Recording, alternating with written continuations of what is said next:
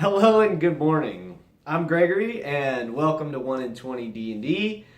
And I'm pretty excited because I'm running my game today. I have not set the table up yet, but I do have the map, the beginning map ready to go. And we'll see if they get through that bit, then I'll have to draw the second map for them pretty much during the game, which is okay.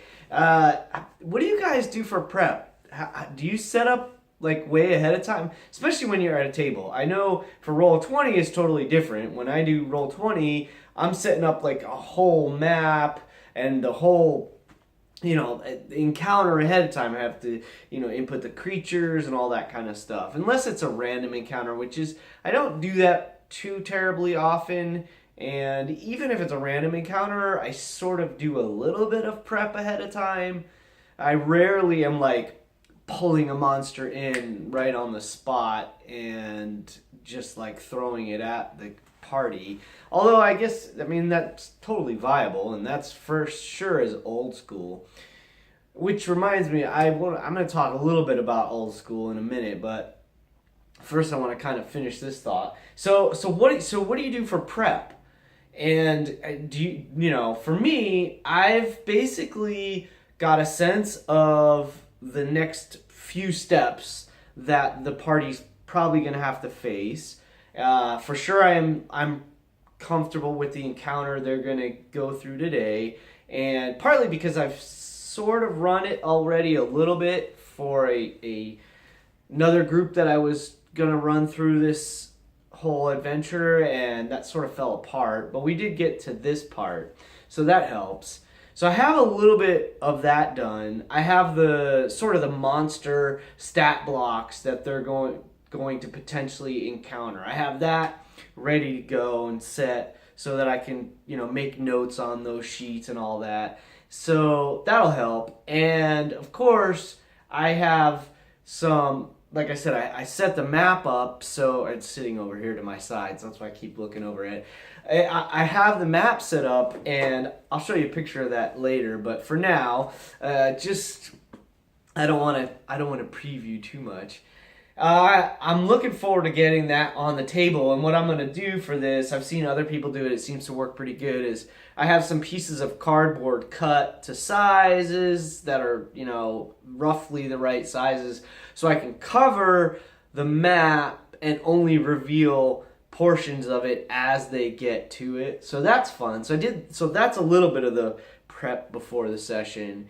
And I mean, for me, that's about all I need right now.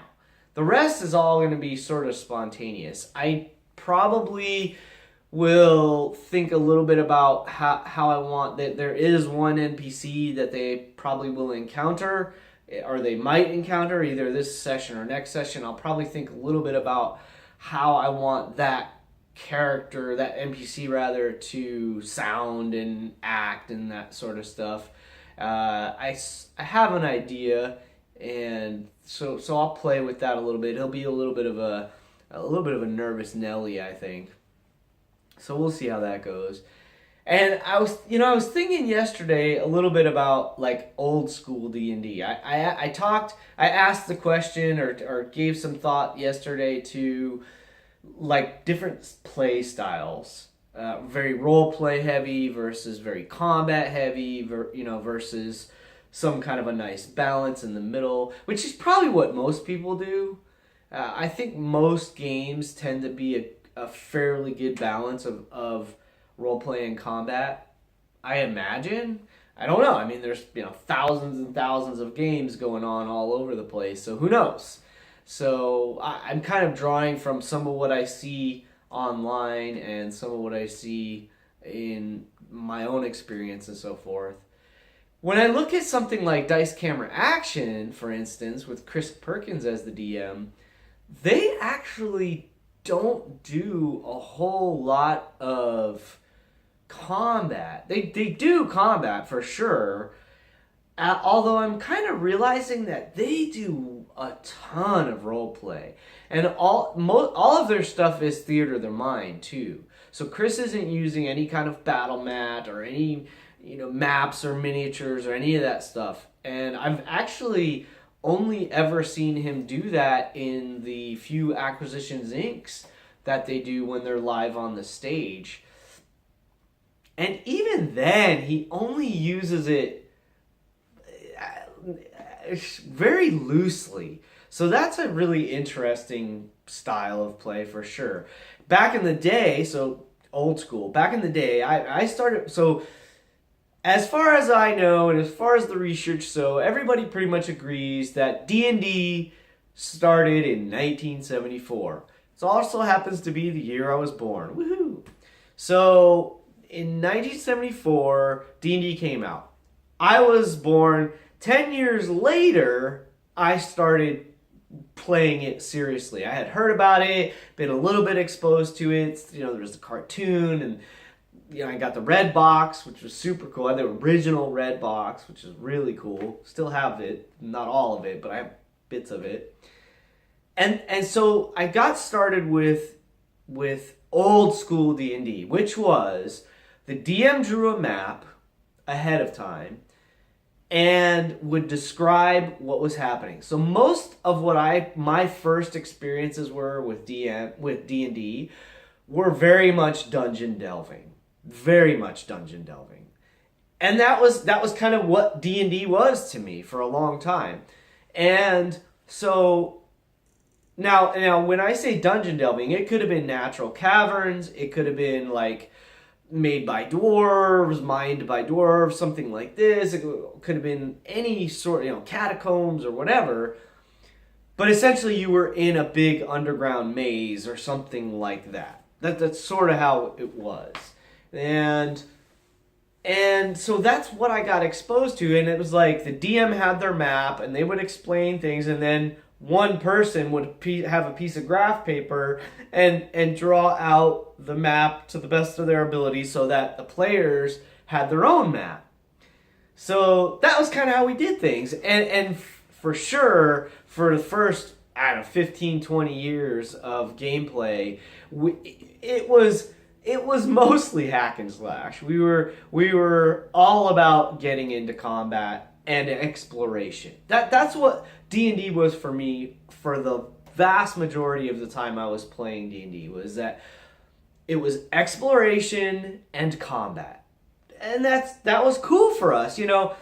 Occasionally we might figure out we go into town to resupply and buy things, but we always sort of fast forwarded through all that stuff. It was very, very simple. We did leveling out of character, out of game, and in between sessions and all that. And that was how we played. So then fast forward, that was the old school, right? Now fast forward way, way later, and 5-ish, 6, 7 years ago, I got the bug to play with new people and really start playing again. Because I had been playing very sporadically for years and years, a couple times a year maybe for years. And I wanted to start playing weekly or monthly or every couple weeks or whatever. So I found a local game shop, and I went the first day and just checked it out. I'm like, wow, cool, because I saw online that they played on Thursday nights. I'm like, sweet, so let me go check this out. Went in and just sort of introduced myself to the players and say hey, what are you guys doing? What's happening? I'm kind of interested in playing, blah, blah, blah. And at the time, it was 4th edition. And I'm like, cool, let me try out 4th edition, which I already had sort of tried because it was a new edition and I was fascinated and wanted to give it a shot. So I did that. We had a game with our friends in our group. And I thought, hey, this is pretty cool. But I wanted to get into it. And so that's what I did.